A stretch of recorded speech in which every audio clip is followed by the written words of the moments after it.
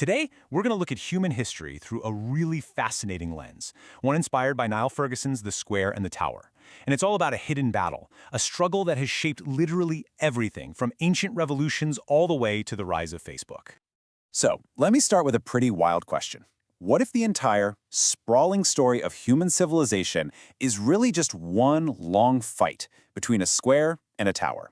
I know it sounds almost too simple, but stick with me because this one idea might just change how you see everything.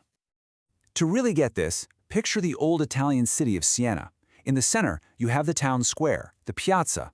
It's flat, it's open, it's where people meet, trade, and connect as equals. That, right there, is the square, the world of horizontal, decentralized social networks. But looming right over it, the city's massive tower, a symbol of vertical, top-down authority. And that's the tower, the formal official hierarchies that have always tried to command and control society.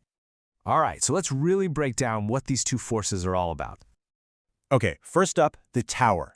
This is the kind of power structure we all recognize instantly. It's the government, the army, the big corporation, the established church. It's all about that top-down structure with clear lines of authority, the org chart. The tower's main job, to create stability, to administer things, and to impose order. It's kind of like the visible skeleton of our society. And then you've got the square. This is the messy, often invisible web of connections that links all of us together. Our friendships, our family ties, our online communities. It's totally horizontal, peer-to-peer, and pretty much decentralized. The square is where the magic happens. It's where new ideas are born, where crazy innovations spark, and, you guessed it, where revolutions get their start. It's the chaotic, disruptive lifeblood of history.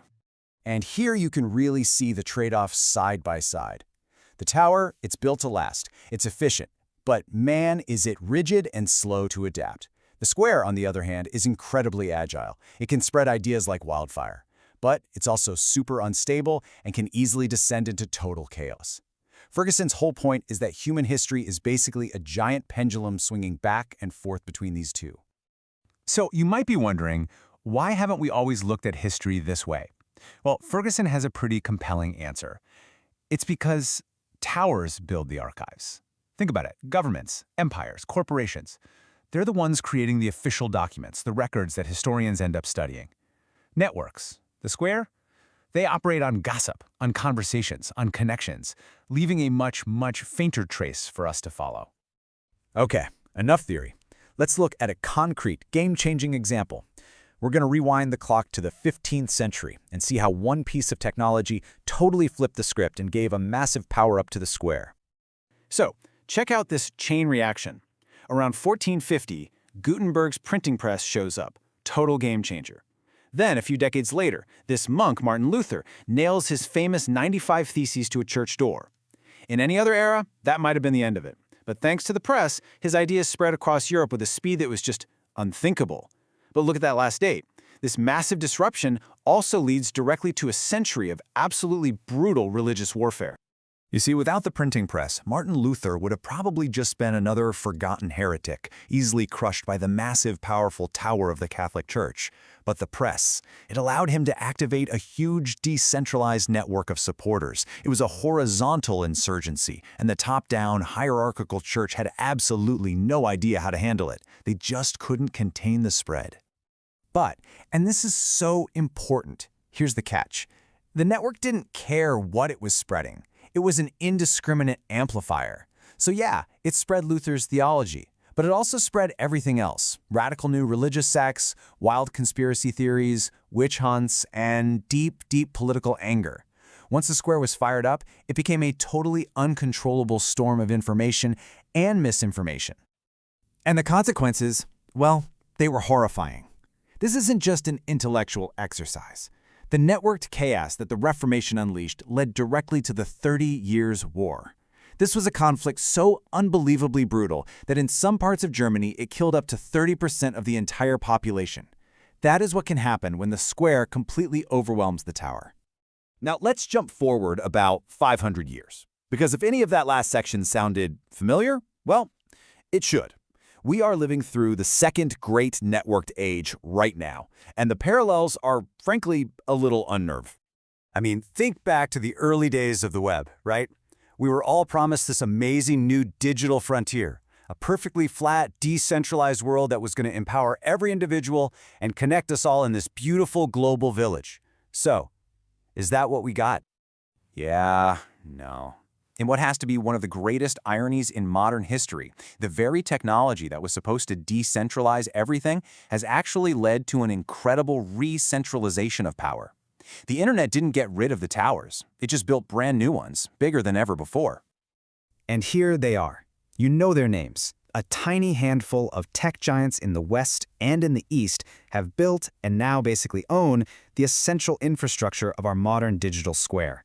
They control the platforms, they design the algorithms, and they direct the flow of information for billions of us. They become the new, unaccountable kings of our age. So how on earth did this happen? Well, part of the answer lies in a network principle called preferential attachment. Now I know, it sounds super academic, but the idea is actually dead simple. Popular things get more popular.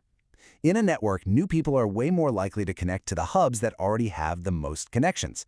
It creates this rich-get-richer feedback loop that naturally makes networks really unequal. And this brings us to the central paradox of our time. The very companies that handed us the tools to build this amazing new square have themselves become the new towers. They don't just hang out in the network, they own the architecture of the network itself. And that gives them a kind of influence that rivals and sometimes flat out exceeds the power of many countries. So, where does all this leave us? Well, by looking at the past, Ferguson gives us a pretty sobering blueprint for understanding not just our present, but our very unsettled future. Just look at this. The central warning of the book becomes crystal clear when you see it laid out like this. The parallels are just undeniable. The printing press is our internet and social media. The Reformation looks a whole lot like our current populist upheavals. The viral sectarianism of the 16th century feels an awful lot like the viral misinformation that's fueling our culture wars today. Like they say, history doesn't repeat itself, but wow, does it rhyme. Now, in the spirit of fairness, it's worth noting that this theory has its critics. Some people argue that the whole square versus tower thing is just a little too clean, that in the real world, most organizations are a messy mix of both. Others say that maybe Ferguson focuses too much on the network itself, the messenger, and not enough on the power of the ideas being spread, the message. But even if you take those critiques into account, Ferguson's core warning is still incredibly powerful. The bloody, chaotic conflicts of that first networked age have some truly disturbing echoes in our own time of social media polarization. It feels like we've seen this movie before, and we all know it can have a really dark ending. And so, that leaves us with the ultimate question, doesn't it? This is really the central challenge of our time. We need the square. We need its creativity, its innovation, its energy. But we also need the tower for stability and for order. So the great struggle of the 21st century is going to be figuring out how to get the balance right, how to get the best of both of these worlds without ending up with the worst. And honestly, that's a question that every single one of us has a stake in answering.